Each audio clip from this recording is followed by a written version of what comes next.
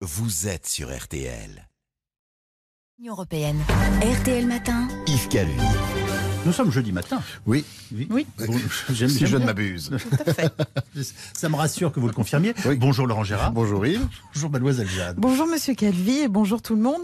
La CGT appelle à une journée de mobilisation le 5 octobre pour la défense des conditions de travail. Nous recevons ce matin le secrétaire général du syndicat, Philippe Martinez.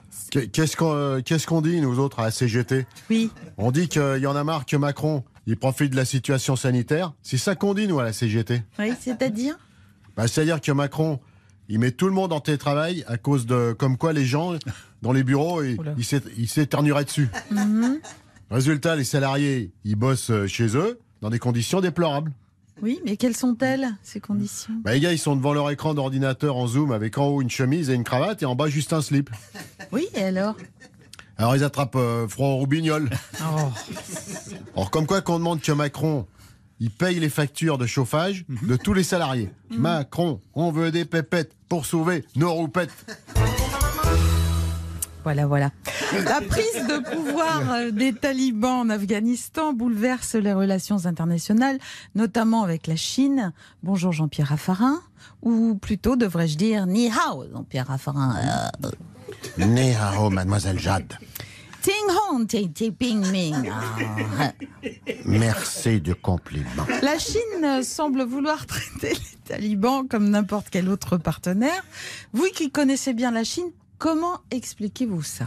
Eh bien, comme le disait très justement le journaliste Bruce Lee Toussaint hier sur BFM TV, Taliban ou quoi, ou qu'est-ce, on s'en fout, c'est du business.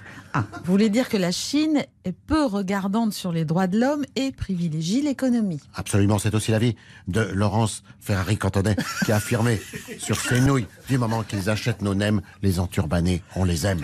Bon, et vous pensez que cela peut ternir les relations franco-chinoises? Emmanuel Macron reste très attaché à la question des droits de l'homme.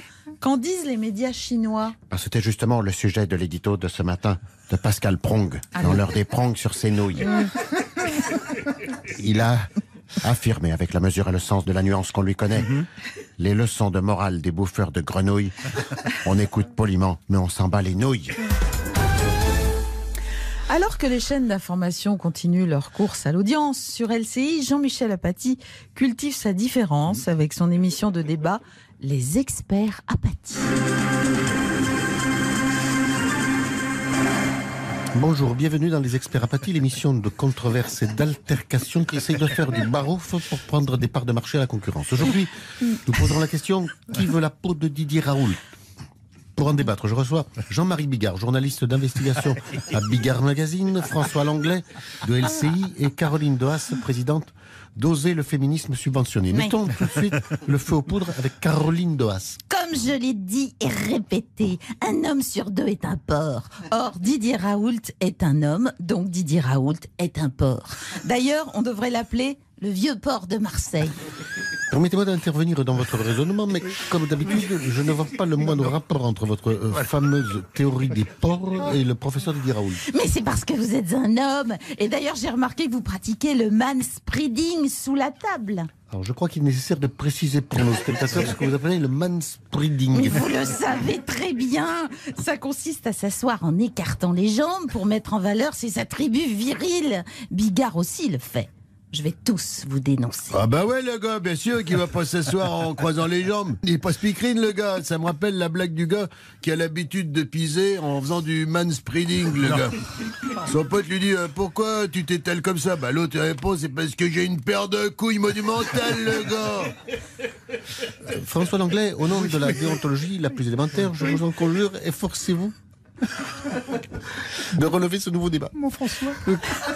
Eh bien, il y a du pour et il y a du contre. Eh ben voyons lui aussi le show, je vais le signaler aux Inrock. Ah, toi la féministe à but lucrative, va toucher ta subvention et ferme-la. Et voilà, c'était Les Experts Apathy, la nouvelle agora citoyenne sans concession animée par votre serviteur. On se retrouve bientôt avec de nouvelles controverses, pas piquer des verres pour encore plus de démocratie représentative.